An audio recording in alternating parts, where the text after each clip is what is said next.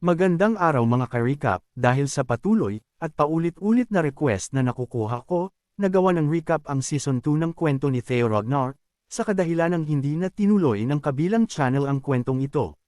Dito po ay aking itutuloy ang kwento ni Theo Ragnar, sa mga nakakaalam ng kwento nito, at sa mga nag-request, para po sa inyo ang recap na ito. Sugod mga ka-dragon, ang nakaraan. Pinatawag ng pinuno ng angkan ng Ragnar ang ating bida na si Theo para bigyan ito ng isang pagsubok kung karapat dapat itong maging tagapagmana ng kanilang angkan. Ang ama ng ating bida ay hindi basta-basta, dahil galit na galit ito sa mga regressor na katulad ni Theo. Iyon ay dahil ang mga regressor sa kanyang pangunawa, ay walang pidgel na ginagamit ang mga tao sa paligid para manipulahin at baguhin ang hinaharap sa gusto nilang paraan, kaya ang lahat ng mga regressor ay pinatay ng ama ni Theo. Ang taong ito rin ang pumatay mismo sa naunang pinuno ng angkan, ang tinawag na Mad Dragon Emperor, isang regressor rin tulad ni Theo, kaya iyon rin ang magiging kapalaran ngayon ng ating bida. Nagulat si Theo na alam na pala ng kanyang ama na isa siyang regressor, kaya ganito na lamang katindi ang aura ng kanyang ama para patayin siya, ngunit dahil sa sinabi ni Theo, bago ito tuluyang tapusin ng kanyang ama, sinabi nito na hindi siya katulad ng ibang regressor, dahil pananagutan niya at itatama ang lahat ng nangyari patungkol sa mga pagkakamali niyang nagawa sa kanyang nakaraang buhay. Iyon ay dahilan kung bakit hindi ito pinatay ng pinuno ng angkan ng Ragnar, at binigay rin kay Theo ang half-sword ng dating pinuno, ang sandata ng Mad Dragon Emperor, at tinanghal ang ating bida bilang ika-6 na tagapagmana ng angkan ng mga Ragnar. Pagpapatuloy. Matapos ng mga kaganapang iyon, at matapos rin ng mga hakbang na ginawa ng ating bida para lang ilantad ang kasamaan ni Troivan, at wasakin ng mga nasa sakupan nito, isang matinding digmaan ngayon ang paparating laban sa mga Troivan. Naging madyugo ang lahat ng may kinalaman kay Troiva, ang mga nasa sakupan nito, mga tauhan, at mga kaalyado, lahat ay napatay at tinapos kaagad. Sa batas ng mga Ragnar hindi kaagad nag-akusa ang mga ito sa kanilang mga kasapi, ngunit dahil hindi nagpadala ng appeal si Trovan sa itinakdang oras, ito ay nangangahulugan ng isang deklarasyon ng digmaan. Dahil doon, ang Nine Dragon Council ay nagtipon-tipon sa chamber na ito para pag-usapan ang nagaganap ngayon na problema sa kanilang angkan, dahil alam nila na ang mga tao, mga hawak na pinuno ni Troivan ngayon ay kumikilos na sa mga sandaling ito. Patuloy na nag-uusap ang mga council member sa lugar na ito, at isang upuan ang walang laman, iyon ay dahil ang upuang ito ay kay Troivan, na isa na ngayong traidor at dapat tapusin at burahin sa kanilang angkan. Nagsalita pa ang isa sa mga nakaupo, kahit na ang ating pinuno ay nananahimik ngayon, hindi pwedeng manahimik na lang tayo sa pag-uusap kung sino ang susunod na magiging pinuno ng angkan. Nagsalita naman ang isa sa mga leader na naririto, hindi ba't masyado pang maaga para pag-usapan ito ngayon rito? Nagsalita naman ang isang ito, sa palagay ko ito ang tamang oras para pag-usapan ito, dahil sa oras na magkaroon ng conflict sa mga tagapagmana ngayon, hindi ba't magiging delikado kung ganun ang mangyayari, sabi nito na may pag-aalala. At biglang naging mainit ngayon ang usapin sa lugar na ito, tumaas ang tensyon sa isa't isa. Mag-ingat ka sa sinasabi mo, sambit ng isa sa mga leaders rito. Sabi naman ng isa, hindi ba't mas maigi na maiwasan natin ang malaking problema? Sagot naman ng isa pa, bastos. Sigaw ng isa, na mukhang dito pa ata sa lugar na ito magsisimula ng digmaan. At isang kamay ang biglang nagtaas sa kanila para patigilan ang kakainaitan sa loob ng pagpupulong. Sabi ng isang ito na nagtaas ng kamay, mukhang kailangan ng isang pagtitipon na mapag-uusapan ang lahat ng dapat pag-usapan. Ako na bahala sa pagtitipon na iyon, sabi nito. Sabi pa nito, at tama, may paparating na isang pagtitipon, mauna na ako, at pagdesisyonan natin ito matapos nating makita ang mga mangyayari. Sabi nito, na nagmadaling umalis ang isang ito na parabang may aasikasuhin itong mahalagang bagay. Sa kabilang banda naman, sa isang kakaibang lugar, naririto ngawan ang ating bida, mag-isa, tahimik na nagsasanay at nagpapalakas ng kanyang kapangyarihan, na parabang naghahanda ito sa mga susunod na magaganap. Ang lugar na kinaroroonan nito ay isang lugar na puno ng mga ilawan ng kandila, at walang ibang makikita sa lugar na ito sa mga sandaling ito. Napakaraming sugat sa katawan ngayon ni Theo, tanda na talagang hindi naging madali ang mga naging laban nito habang siya ay nabubuhay, at pawis na pawis rin ito ngayon sa higpit ng kanyang pagsasanay. Ang isa sa mga ilawan na kandila rito ay biglang nagalaw ang liwanag nito, na parabang may kung anong dumaan sa kanya ng napakabilis. Ayun naman pala, nagsimula na naman si Theo na gumalaw, na sa ngayon ay hiniwa nito ang ilawan na malapit sa kanya, na parabang isang hangin ang bilis ng galawang ng espada nito, at hindi lamang isa, kundi ang iilan pang ilawan sa loob ay tinamaan rin ng kanyang ginawang pagwas-iwas ng sandata. Habang tahimik na nagsasanay si Theo, may naririnig itong tinig sa kanyang isipan, na ito ang nagpapahirap ngayon sa kanya, dahil ginugulo siya nito ngayon. Sabi ng boses, Yora, patayin mo sila, patayin silang lahat, at kunin ang lahat-lahat sa kanila. Sabi ng boses na talagang nagpapagulo sa isipan ng ating bida. Sa pagsasanay rin na ito ni Theo ay pinatatalas niya ang kanyang pakiramdam, iyon ay dahil nakatakip ang kanyang mga mata. Patuloy sa pagwas-iwas ng sandata si Theo, sabi nito, kunin mo, agawin mo ang lahat ng mga bagay na ninanasa mo. Sabi nito kay Theo, na patuloy pa rin si Theo na umaatake sa paligid niya, na hindi nagpapaapekto ng husto sa boses na kanyang naririnig. Kaya lang talagang matindi ang panggugulo sa kanya ng tinig, may iilan sa mga ilawan sa kanyang paligid ang bumagsak, tanda na talagang hindi ito makapag-concentrate ng husto sa kanyang ginagawa ngayon. Dahil doon, agad na huminto itong si Theo sa pagsasanay, at agad na inalis ang piring sa kanyang mga mata. Ang kanyang katawan ay talagang hinubog ng husto ng mga pagsasanay at laban na kanyang hinarap.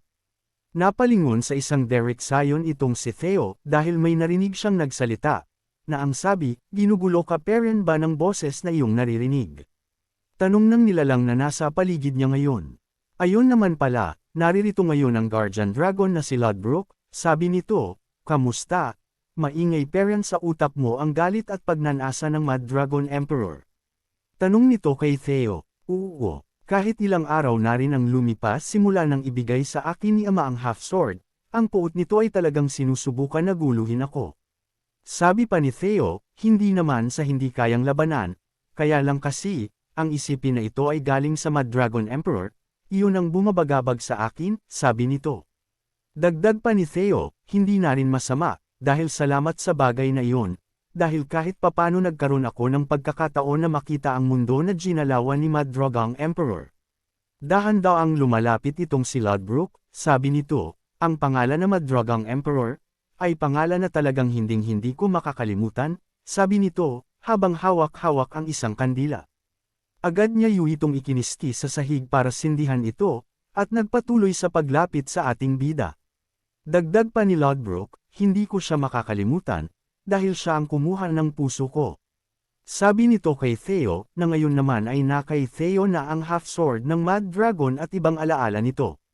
Sabi naman ni Theo, oo. Ayun nga ang sinabi mo sa akin noong nakaraan, kaya mas lalo akong nababagabag ngayon. Sabi pa ni Theo, bakit mo ipinaubaya sa akin ang kanyang sandata? Tanong nito na may pagtataka. Huwag kang masyadong mainipin, pag nagmadali ka ng husto, tiyak na kakaharapin mo na naman ang isang nilalang na higit sa iyong kakayanan, kagaya noong nakaraan. Siya nga pala, kamusta na ang naputol mong braso? Magaling na ba ito ng tuluyan? Tanong no Lodbrok, ay, oo, salamat sa High Priest na agad na ginamo ako, sabi nitong si Theo. Nag-aalala ka ba sa akin? Tanong ni Theo rito kay Lodbrok, na nakatitig itong babaeng ito sa braso ng ating bida, kung tuluyan na nga bang gumaling. Sabi naman nito, mukhang magaling na nga ang braso mo, bakit ka nakatingin sa akin? Okay na tayo ngayon, pwede ka nang umalis, mukhang may gustong makipagkita sa iyo ngayon, sabi nito na medyo nainas sa ating bida. Dagdag pa ni Lodbrok, at sa susunod na pupunta ka rito huwag mong guluhin itong tirahan ko, ikaw ang tagagulo, tapos ako taga-ayos, ayos ka rin sabi nito. At tuluyan ngang umalis si Theo sa lugar ni Lodbrok, at dito ngayon sa Camellia Palace, sa lugar kung saan naruroon si Theo lilipat ang eksena. May isang liham na imbitasyon ngayon ang pinadala kay Theo, sabi naman ni Theo, ano ba yan, ang taong naghahanap sa akin ay ikaw pala, sabi ni Theo. Nagulat naman ang isang ito sa sinabi ni Theo, ano pong sinasabi ninyo kamahalang Theo? Wala, kinakausap ko lang ang sarili ko, kainis, sabi ni Theo. Kasi naudlot ang pagsasanay at pakikiapag-usap niya kay Lodbrok dahil sa taong ito. Nang kunin ni Theo ang liham, at agad na binasa, nagulat ito sa kanyang nakita, isang invitation para sa kanya na dumalo sa isang pagtitipon. Ang invitation na iyon ay mula sa Daffodil Palace, isang pagtitipon para mag-celebrate ng ika-18 kaarawan ni Lady Ray. Ang lalaking dumating ay naguguluhan rin, dahil may digmaan silang kinahaharap ngayon, tapos nagawa pa ring ipagpatuloy ang pagtitipon na ito, at isang magarbong pagtitipon pa, ibang klase talaga. Hindi, dahil nga sa nasa digmaan tayo, kaya ganito ang engrandi ng pagtitipon, paliwanag ng ating bida. Ang pagtataksil ng angkan ng Tro Ivan, sinira nito ang mapayapang pagkakaisa ng angkan ng Ragnar. Imbis na si Action kung sino ang sinusuportahan ni Tro Ivan ang maging successor, ako ngayon ang naging tagapamana. At hindi lang iyon, ang mas lalo pang nagpag-ulo sa lahat ay, dahil sa pagtataksil ni Tro Ivan, isa sa nga upuan ng Nine Dragon ang nawalan ngayon ng tao. Sabi pa ng ating bida, ang pagtitipunan nito ay hindi lang para sa birthday party ni Lady Ray, paliwanag ng ating bida. Pagpapatuloy pa nito, ipinapakita nito sa lahat ng mga nakakakita at nakakakilala sa angkan ng Ragnar na ang kapangyarihan ng Ragnar ay talagang nananatiling matatag kahit na may digmaang nagaganap, at pinapakita rin ito sa mga tagapagmana at sa mga Nine Dragon na magunahan sa kung sino ang karapat-dapat, paliwanag ng malinaw ng ating bida, na naintindihan niya agad ang ibig sabihin ng pagtitipon. Ayun pala ang ibig sabihin nito, mahusay ka talagang batang kamahalan, napakatalino mo. Dito rin naintindihan ng taong ito na kahit ang ating bida ay isa rin sa posibleng magiging pinuno ng kanilang angkan. Sabi naman ng ating bida, kung gustong-gusto nila akong makita, walang dahilan para hindi ko ito tanggapin, kaya pupunta ako, sabi nito na may panghaamon ang makikita sa mukha nito. Lumipas ang mga oras at dumating na nga ang pagtitipon, dito sa lugar na ito na kung tawagin ay Daffodil Palace magaganap ang pagtitipon. Marami ng tao ngayon sa loob ng lugar na ito, ang mga tao ay nakakasiyahan na, nagpapalitan ng kanilang mga kwento, at kuro-kuro. Dito ang mga tao ay biglang napatigil sa kanilang ginagawa, iyon ay dahil nakita nila ang isang nilalang na siyang pinag-uusapan ng lahat, di ba ayon ang bagong tagapagmana. Sabi ng mga ito, at ayun na nga, naririto na ngayon ang ating bida, si Theo Ragnar, na agad na binati ng karamihan lalo na sa mga tao na nasa malapit sa kanya. Nagpatuloy sa paglalakad si Theo, matapos bumati ang ilan, ang iba naman ay tahimik na nagbubulungan patungkol kay Theo, bagay na alam naman niya, na ang pagtitipon na ito ay para talaga sa kanya, na palabas lamang ang kaarawan ni Lady Ray, para makita siya ng lahat. Kaya may plano ang ating bida, iyon ay dapat mag-iwan siya ng pangmalakasan na impresyon sa mga tao, para agad itong makakuha ng atensyon sa lahat, na may naglalakad naman ngayon papalapit kaagad sa kanya. Hindi mo man lang magawang umupo ng payapa, at lahat ay nakatingin na kaagad sa iyo, kaya naman pala, sabi nito sa ating bida. Kanina pa ako nag-aantay po sa inyo kamahalan, sabi nito sa ating bida na agad namang nagpakita nagpaggalang kay Theo. Ang taong ito ay kilala ng ating bida, siya si Navan, na pagkakita palang kagad kay Theo ay agadan itong lumapit sa ating bida. Walang hiya, muntik na kitang hindi makilala Navan, noong kasalan hindi ka nga nag-ahit noon, pero ngayon, ibang klase? Yun ba, napakabisi ko kasi noon, kaya hindi ako nakapag-ahit. Agad narinig ng mga tao rito sa paligid ang pangalan ni Navan, pamilyar ito sa kanila. Iyon ay dahil ito ang pamilya ng bakas na inubos, at tanging si Navan na lang ang natira, at ginawang pinuno ng kanilang angkan, dahil ang kanilang angkan parent ay isa sa 6 pillars na nasa sakupan ng angkan ng Ragnar. Sabi ni Navan, ibang klase, wala silang ibang pinag-uusapan kundi tayo lang, salamat sa pagdating mo, sabi nito. Sabi naman ng ating bida, ayaw mo noon, nagawa na nating maset ang mood ng lugar na ito, pabirong sabi ni Theo. Ngayong naririto ka na rin naman, sabi nito, kaya lang hindi natuloy, iyon ay dahil may isang malaking lalaki ang lumitaw sa tabi niya na may matindi at kakaibang aura na agad na ipinaramdam nito kay Theo, sabi nito, ikaw pala si Theo Ragnar, sabi ng lalaki. Agad na natigilan si Theo, at tumaas agad ang kanyang alarma ng pangdepensa sa kanyang katawan, iyon ay dahil hindi niya naramdaman ang paglapit ng lalaki sa kanya. Ganon rin si Navan Bacchus, nagulat rin ito. Parehas sila ni Theo na hindi naramdaman ang paglapit ng lalaki. Muling nagsalita ang lalaking ito, sabi niya, sa palagay ko ito ang unang pagkikita natin, kung gayon, hayaan mo akong magpakilala sa iyo, sabi nito kay Theo. Ako lang naman pala ang ikalimang tagapagmana, pakilala nito ng taas noo kay Theo. Iyon ay dahil siya lang naman ang sinusundan ngayon ni Theo.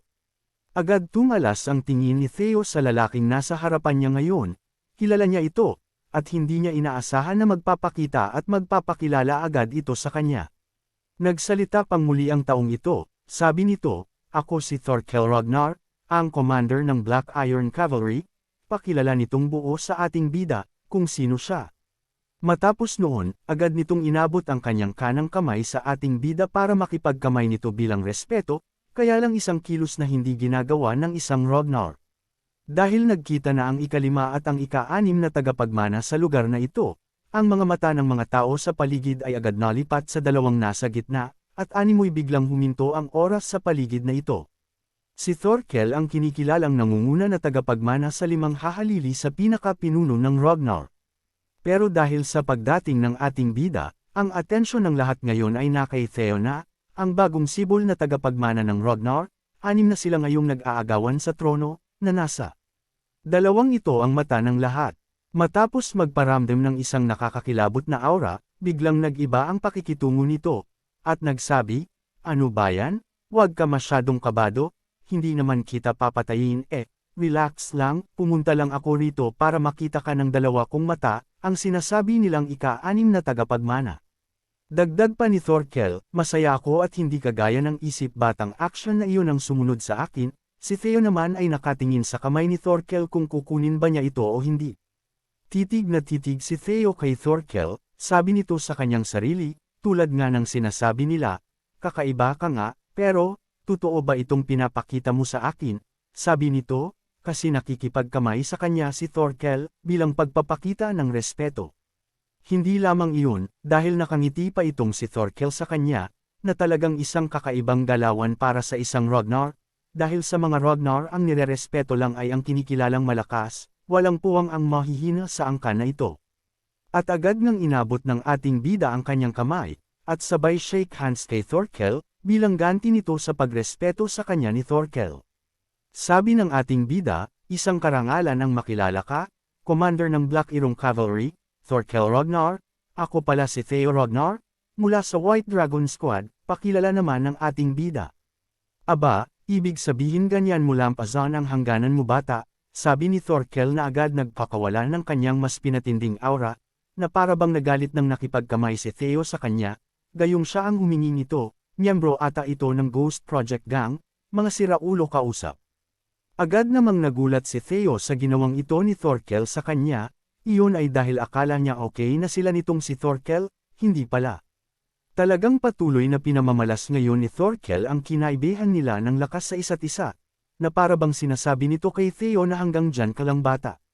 Ganon nga ang nangyari dahil talagang pinapakita nito kay Theo kung gaano siya kalakas. Sabi nito, ang aming nakababatang kapatid masyadong pinahahalagahan ng formality, hindi kailangan ang kanyang kasanayan sa angkan ng Ragnar, sabi nito, na hindi uso sa kanila ang pakikipagkamay, na halos mapaluhod na ngayon si Theo sa lakas ni Thorkel.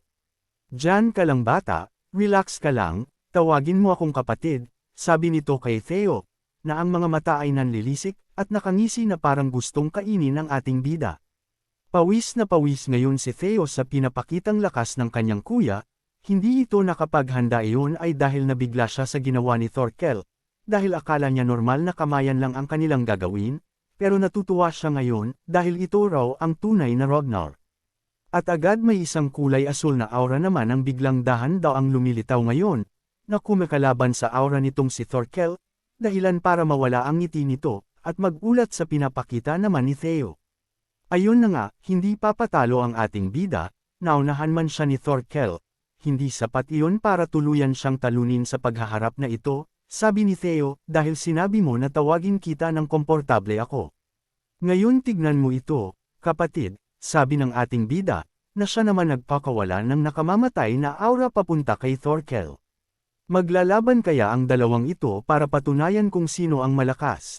Abangan! Kung nagustuhan po ninyo ang aking recap, huwag sana ninyong kalimutan ang mag-like o mag-comment, maraming salamat.